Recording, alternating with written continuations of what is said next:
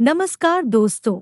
इस वीडियो में हम डिस्कस करेंगे कि नेब्रासिन आई ड्रॉप का उपयोग किन कंडीशंस में किया जाता है। नेब्रासिन आई ड्रॉप को आंखों में कैसे डालना चाहिए और नेब्रासिन आई ड्रॉप की वजह से क्या साइड इफेक्ट्स हो सकते हैं। और यह भी डिस्कस करेंगे कि नेब्रासिन आई ड्रॉप को आंखों में डालते समय क्या-क्या सावधानियां रखनी चाहिए। नेब्रासिन एक ब्रांड नेम है। नेब्रासिन आई ड्रॉप के अंदर सॉल्ट कंपोजिशन टोब्रामाइसिन होता है। नेब्रासिन आई ड्रॉप एक एंटीबायोटिक दवा है। नेब्रासिन आई ड्रॉप का उपयोग आंखों में बैक्टीरियल इन्फेक्शन होने पर किया जाता है। आंखों में बैक्टीरियल इन्फेक्शन होने पर आंखों का लाल होना, आंखों में सूजन होना, आंखों में भारीपन महसूस होना, आंखों के आसपास चिपचिपे म्यूकस का जमाव होना, आंखों से पानी आना, आंखों में खुजली होना, आंखों में सूखापन होना, आंखों की दृष्टि धुंधली पड़ जाना और रोशनी के प्रति आंखों की संवेदनशीलता ज्यादा होना आदि लक्षण आंखों में बैक्टीरियल इन्फेक्शन होने पर हो सकते हैं।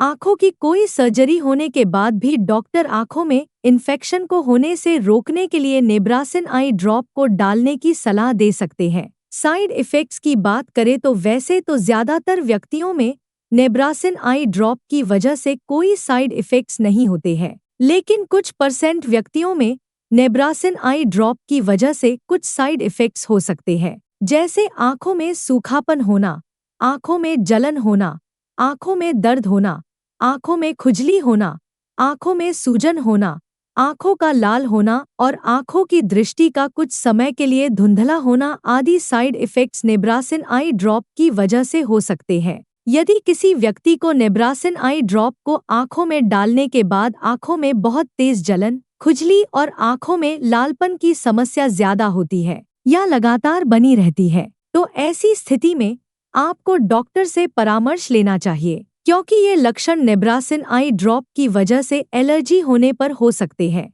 अब हम डिस्कस करेंगे कि नेब्रासिन आई ड्रॉप को कितनी बार आंखों में डालना रेकमेंडेड होता है। ज्यादातर व्यक्तियों को डॉक्टर नेब्रासिन आई ड्रॉप को दिन में 3 से लेकर 4 बार आंखों में डालने की सलाह देते हैं और 7 दिन तक लगातार आंखों में डालने की सलाह दे सकते हैं। लेकिन नेब्रासिन आई ड्रॉप की डोज उम्र और बीमारी की गंभीरता के आधार पर कुछ व्यक्तियों में इससे अलग भी हो सकती है। इसलिए आपको नेब्रासिन आई ड्रॉप को आपके डॉक्टर द्वारा बताई गई डोज में ही डालना चाहिए। दोस्तों, अगर आपको वीडियो पसंद आ रहा है तो कृपया वीडियो को लाइक करना व चैनल को सब्सक्राइब करना न भूलें। अब हम डिस्कस करेंगे कि नेब्रासिन आई ड्रॉप को आंखों में डालते समय क्या-क्या सावधानियां रखनी चाहिए। नेब्रासिन आई ड्रॉप को लगातार 1 सप्ताह से अधिक डॉक्टर की सलाह के बिना आंखों में नहीं डालना चाहिए, क्योंकि लंबे समय तक नेब्रासिन आई ड्रॉप को डालने की वजह से एंटीबायोटिक रेजिस्टेंस हो सकता है। इसके अलावा लंबे समय तक नेब्रासिन आई ड्रॉप को डालने की वजह से आंखों में सुपर इन्फेक्शन होने का भी जोखिम अधिक हो जाता है।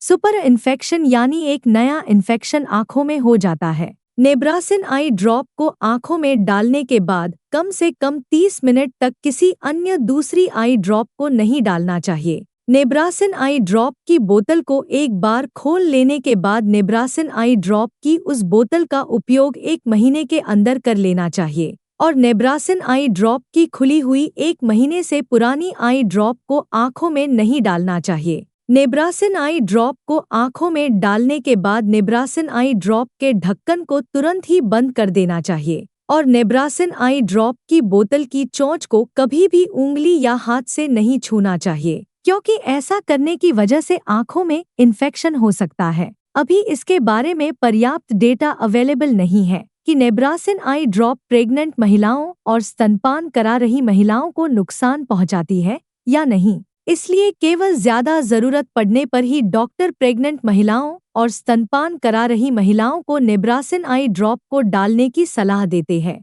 वीडियो को देखने के लिए आपका धन्यवाद। अगर आपको वीडियो पसंद आया तो प्लीज वीडियो को लाइक कर देना, चैनल को सब्सक्राइब कर लेना और अगर आपका नेब्रासिन आई ड्रॉप से संबंधित कोई प्रश्न है तो आप कमेंट करके पूछ सकते हैं।